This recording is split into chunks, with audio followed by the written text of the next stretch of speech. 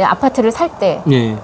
경매할 때도 마찬가지지만 이거는 꼭 보고 사야 된다. 이런 네. 주의점 같은 게 좀 있을까요? 일단 그 임장 다닐 때 네네. 아파트를 볼 수가 있고 못 볼 수가 있잖아요. 네. 못 볼 때는 외벽에 오래된 아파트 같은 경우는 크랙이 갈 수가 있어요. 외벽에 금 가는 거? 예, 금 갈 수가 있는데 그 금간 자국이 그 자리가 그늘진 자리면은 네. 겨울에는 춥고 여름에 맞아. 햇빛 문제가 되기 때문에 네. 비 오면은 미세하게 셀 수가 있어요. 미세하게 셀 수가 있고 거기에서 비가 들어오면은 그 빗물이 어디로 갈지를 몰라요. 그 정도면 재건축해야 하는 아파트 아니에요?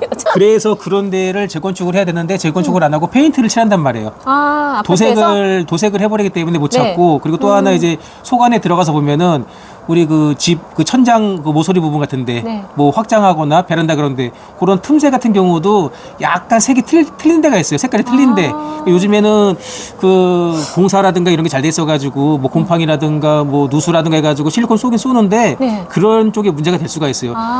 문제가 뭐냐면은 비가 와서 비를 못 잡잖아요. 비 새는 걸 못 잡으면은 누수 탐지기 해가지고 돈이 몇백이 깨져요. 그거 확인하고 들어가셔야 돼요. 누수 탐지기 같은 거를 경매할 때는 직접 하세요? 안 하죠. 왜냐면은 경매 자체가 그 집을 못 보기 때문에 외관에서 보고 들어가고 네. 빌라 인천이 그러니까 이게 빌라 같은 경우는 그러니까 소위 말해가지고 빌라 같은 경우는 비가 사선으로 오기 때문에 위에서 비가 빗물이 맞고 아래층이 셀 수가 있어요. 어딘지를 몰라요. 그런 거는 이제 빌라 전체를 누수 탐지기를 해야 되는데 주민들이 협조 안 하죠. 돈이 들어가니까. 그래서 이제 가장 좋은 거는 이제 뭐 방수 처리, 페인트 공사 그 정도로 하고 아파트 같은 경우는 가운데는 문제가 안 되겠지만 양 가장자리 쪽을 보면은 뭐 그늘지거나 햇빛 들어올 때 크랙 같거나 그런 것만 좀 주의하시면 돼요. 왜냐면은 누수는 못 잡을 수가 있어요. 네. 이게 누수를 봐야 되는데 네. 수도도 이렇게 이렇게 틀어보지 못하는 경우가 많잖아요. 아파트 그냥 보잖아요. 왜냐면은 아파트 같은 경우에는 수리하려면 좀 쉽게 수리를 할 수가 있거든. 그렇죠. 저는 이제 주택을 왔기 때문에 제가 다 수리를 해야 돼서 그렇죠. 그 돈이 좀 많이 들어가는데 네. 아파트 같은 경우에는 이제 간단하게 수리를 하면은 거의 그렇죠. 고칠 수 있는 거잖아요. 맞아요. 근데 누수는 보면은 제가 유튜브 영상에서도 봤지만 위에 천장에 이제 누수 되는 거를 보라고 예. 얘기를 하는데 제가 볼 때는 위에서 오히려 누수가 되면 위에 집에다 얘기하면 되잖아요. 고쳐달라고. 그렇죠. 예. 근데 밑에 집에 누수가 되는지를 봐야 되는데 이건 확인하기가 굉장히 어렵잖아요. 애매하죠. 근데 그런 경우 말 안 하고 가는 사람 있을 것 같아. 얘기 안 하죠. 왜냐면은 내가 수리해야 될 거를 떠넘겨야 되기 때문에 그쵸. 굳이 얘기 안 한단 말이에요. 제가 왜 그러냐면 사시가 고장이 났어요, 우리 집이. 경험 있으셔가지고.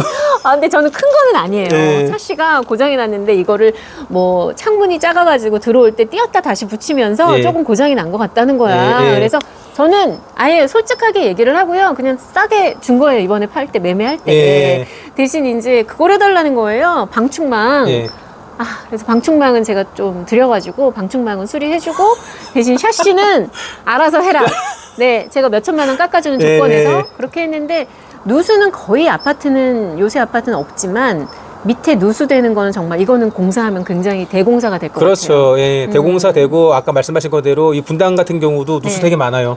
아파트 재건축하기 전이기 때문에 네. 이사 들어가면은 비 새는데 엄청 많고 네. 물 새는 거 허다해요. 그쵸. 말씀하신 거대로 얘기 안 네. 하고 이사 가시고 그리고 전세 네, 살다가 이사 가면 그만이에요. 모르고 들어가 사는데 얘기 안 하죠. 실제로 제가 그런 분 얘기 들었어요. 뭘요? 비가 샌다고. 말 안 하고 나온 거야? 예. 본인이 팔면서?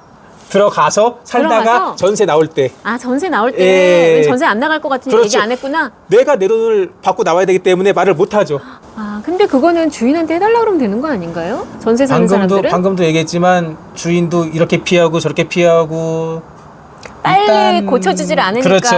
그냥 얘기 안 하고 예. 나왔구나. 갑자기 궁금한 게 이거는 아시는지 모르겠지만 전세랑 월세 할 때요, 대표님. 예. 월세는 도배를 해줘요. 예. 전세는 안 해주는 경우가 있거든요. 예. 그런 전세 월세 차이점 좀 아세요? 차이라기보다는 네. 이제 그 전세하고 월세하고 기본적으로 다 해줘요. 다 해줘야 맞아. 되고 기본적으로 지저분하면 해주는데. 다 해줘야 되고 네. 전세권 설정한 경우는 안 해줘요. 이게 전세권 이게 설정하면? 좀 차이가 있어요. 차이가 있고 그리고 그 집에 사는 사람이 네.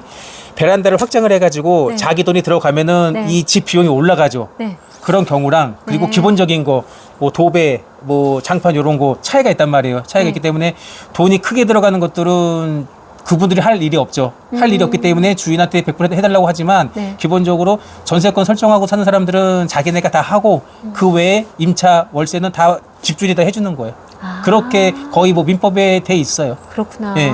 네. 저는 전세권 설정 다 해줬는데 왜 해달라 그러지? 모르고 또 다 해줬네요. 아니지. 대표님이 해줄 네. 것 같으니까 해달라고 한 거거나 한번 찔렀는데 해주셨으니까는 가는 거죠. 그렇게.